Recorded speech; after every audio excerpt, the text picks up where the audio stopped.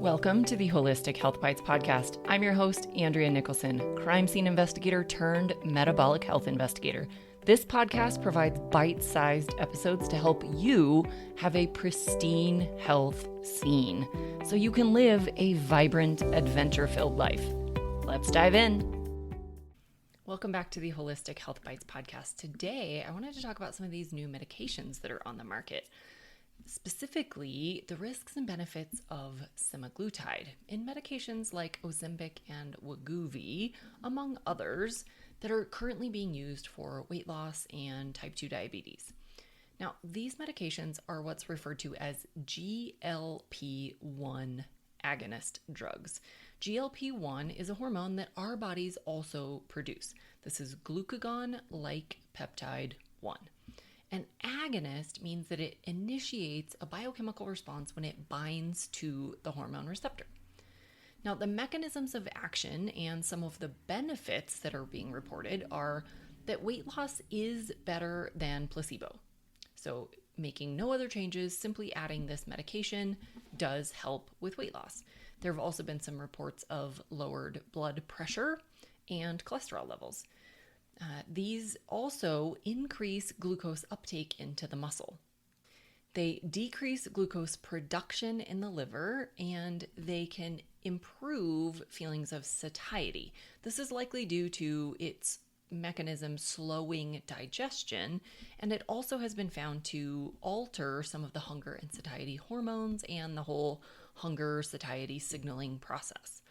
Now, some of the risks, cautions, and concerns are these drugs are very expensive. They come in at around $1,400 per month.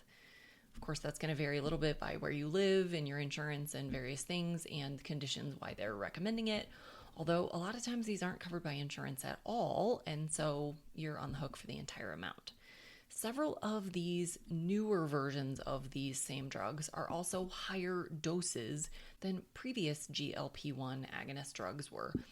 The prior medications were in microgram doses taken every single day, and these are in milligram doses that are taken weekly.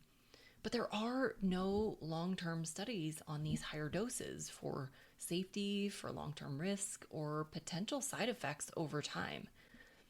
There are GLP-1 receptors that are found throughout the body, and we don't really know what their purpose is on each different type of tissue.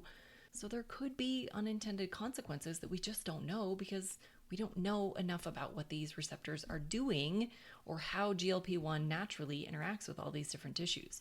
These drugs have been found to improve blood sugar and insulin levels, mimicking what you might find in a lower carbohydrate diet, but they don't provide all the benefits of a lower carbohydrate diet. Namely, they don't promote fat burning or ketone production, and any sugar that you are taking in can still glycate tissues, contributing to damage. These drugs help fat cells shrink, but they also increase the number of fat cells. So when you go off of these drugs, this increases the risk of regaining the weight because you now have a whole lot more fat cells that can grow. Muscle mass and lean tissue have also been found to be lost with these drugs, although studies have not conclusively shown that there's a significant difference between the lean tissue that you lose with these drugs and the lean tissue that's lost with any calorie-restricted diet.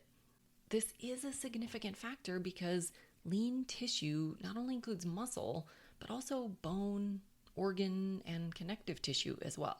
This is why so many people who do lose weight with these drugs get what is referred to as Ozempic face, where they look a little bit more gaunt and extra wrinkly. These drugs alone, without improving diet and lifestyle, don't reduce inflammation or toxin load, and they aren't improving nutrient status. There have been some reports of gastroparesis or paralysis of the stomach and even obstructed bowels. This may be due to that slowed digestive function. Now, my personal take on these drugs is type 2 diabetes and obesity are not caused by some birth defect in digestion and metabolism, and they're not due to medication deficiency.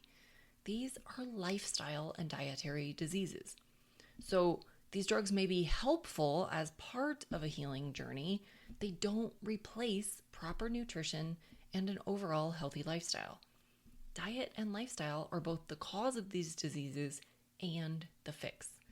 Hundreds of thousands of people have reversed metabolic disorders, including type 2 diabetes, obesity, hypertension, PCOS, erectile dysfunction, fatty liver, and other lipid disorders without medications by addressing the real root cause: poor diet, lack of exercise, too much stress, and lack of quality sleep. Unfortunately, these aren't mainstream recommendations.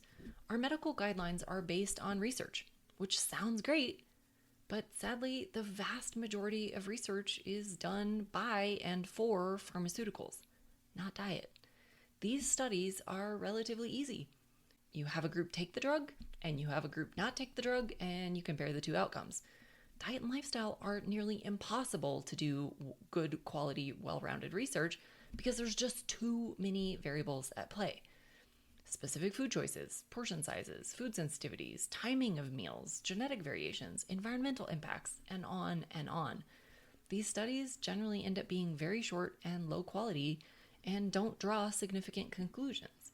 However, we can literally see hundreds of thousands of people who in real life have changed their lives through diet and lifestyle. In the end, these drugs do have their place, but I don't believe they're the answer to solving the metabolic health crisis. I don't believe they're optimal for long-term use.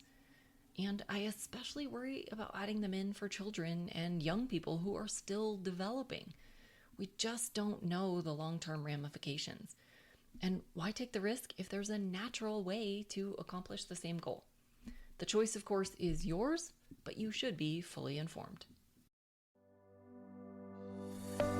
Thanks for being a faithful listener to the podcast. I'd love it if you left me a 5-star review on this podcast so that others can more easily find this valuable information. Did you know I also work one-on-one with clients? I approach solving health challenges like I approached solving crimes, by conducting a thorough investigation into your case. Sadly, hundreds of millions of people in the US have insulin resistance, prediabetes, and diabetes, and the vast majority have no idea. I'm here to fix that. If you struggle with low energy, stubborn weight, hypertension, sleep disturbances, or any other undesired symptoms, let's talk. All you have to do is schedule a free call. The link will be in the show notes. And no, you do not need to live near me.